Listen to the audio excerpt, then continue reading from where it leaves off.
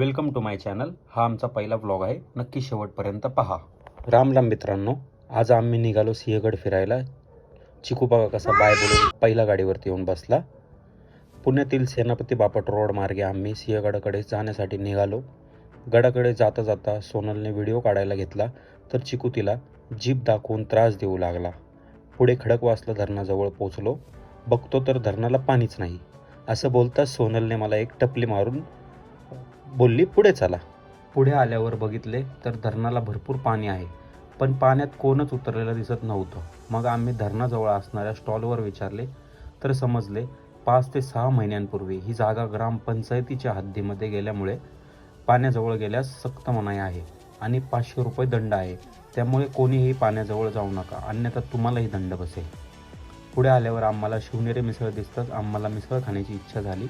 मग आम्ही तिथे मिसळ खाण्यासाठी थांबलो। मिसळची ऑर्डर देऊन 15 मिनिटे झाली, अजून कशी मिसळ येत नाही हे बघून चिकू पाण्याच्या ग्लासासोबत खेळत बसला। मिसळ आल्यावर त्याला एक घास भरवला तर तो त्याच्या आईजवळ जाऊन म्हणाला, माझं मी खातो, तुमचं तुम्ही खावा। मी मिसळ खातच होतो तोवर चिकू म्हणाला, मला नको मिसळ, मी फ्रेंच फ्राईज खाणार। मिसळ खाऊन झाल्यावर आम्ही पुन्हा सिंहगडाकडे निघालो। पुढे हे निसर्ग वातावरण तुम्ही पहा।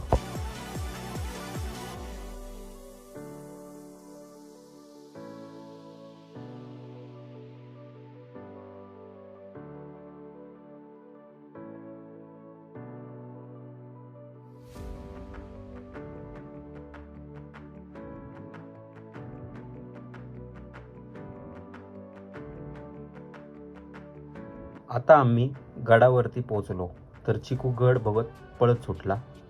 तर आता आम्ही गडाकडे जाण्यास सुरुवात केली आहे।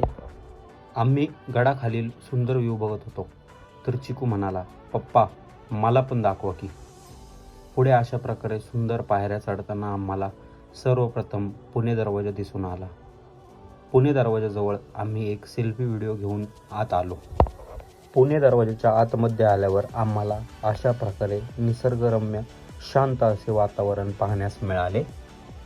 आम्ही व्हिडिओ काढतोय हे बघून चिकू चिडून म्हणाला, तुम्ही काढा व्हिडिओ, मी जातो पुढे। चिकूचा हात पकडून आम्ही पोहोचलो तोफखान्याकडे। तोफखाना बघून मन एकच म्हणाले, त्यावेळी लोक किती हुशार असतील। तर अशा प्रकारे तोफखाना दिसून येतो। तोफखान्याच्या मागच्या बाजूला लिहिले होते, येथे आवाज केला तर मधमाशा चावतील। हे ऐकून चिकू तेथून पळत सुटला। मग आम्ही घोड्यांच्या पागाजवळ येऊन पोहोचलो तर तेथे लिहिले होते, या ठिकाणची उंची घोडे उभे राहू शकतील इतकी नाही, त्यामुळे ही जागा घोड्याची पागा नसून दुसरे काहीतरी असावे। पण सध्या या जागेला घोड्याची पागा म्हणूनच ओळखले जाते। पुढे असे काही छोटे स्टॉल आहेत, तेथून आम्ही कैरी आणि अननस घेऊन पुढे एका ठिकाणी निवांत खात बसलो। चिकू अननस खाता खाता आजींना टाटा करू लागला। आजी तशाच पुढे निघून गेल्या। तो विचारात पडला, असं काय केलं मी। त्याला सावरून आम्ही पुढे वीर तानाजी मालुसरेंच्या स्मारकाजवळ आलो। मावळ्यांच्या अत्यंत सुंदर अशा प्रतिमा या ठिकाणी बनवल्या आहेत। वीर तानाजी मालुसरेंच्या स्मारकास बघून चिकू पाया पडू लागला। नंतर या बाबांनी आम्हाला छान असा पोहोडा ऐकवला। आधी लग्न कोंढण्याचं, मग माझ्या राय म्हणून एकट्याची 350 10 हात तुटलं। जवुनशानी फौजता धाजी बंधू सूर्याजी अधिक संगतीला मामासे हिलार सर्वसाई हाचा बहार फडफडे उद उद ग अंबाबाई तुग जागरणाचे आई।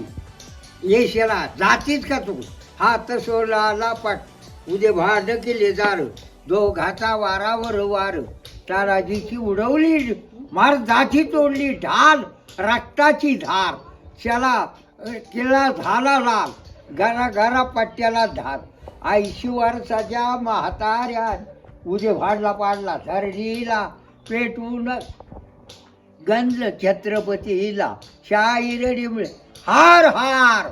मग महाराज आले अंगावला शाला टाकला सिंहासारखा लागला म्हणून सिंह। तेथून खाली आलो की लगेच अमृतेश्वर भैरवनाथ मंदिर आहे। मंदिरात आल्यानंतर मन अगदी प्रसन्न झाले। मंदिरातून बाहेर पडल्यावर उजव्या बाजूस हत्तीचे टाके म्हणून हे तळे आहे। गडावरून आजूबाजूचा परिसर तर बघा किती छान दिसत आहे।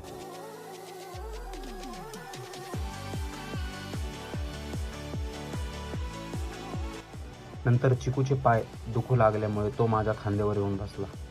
आम्ही गडावरच कांदा भजी आणि मडक्यातील दही खाण्यासाठी थांबलो तर चिकू इकडे तिकडे पळू लागला.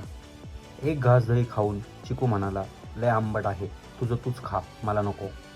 गडावरून परतत असताना प्रत्येक ठिकाण बघून असं वाटत होतं छत्रपती शिवाजी महाराज याच ठिकाणावरून कधी काळी गेले असतील आणि याच गडावर नरवीर तानाजी मालुसरेंनी आपला जीव गमावला. म्हणूनच तर म्हणतात ना, गड आला पण सिंह गेला. गड उतरताना चिकू येतच नव्हता. आम्ही त्याला कसाबसा घेऊन घराकडे निघालो. आमचा व्हिडिओ जर तुम्हाला आवडला असेल तर नक्की आम्हाला कमेंट करून कळवा.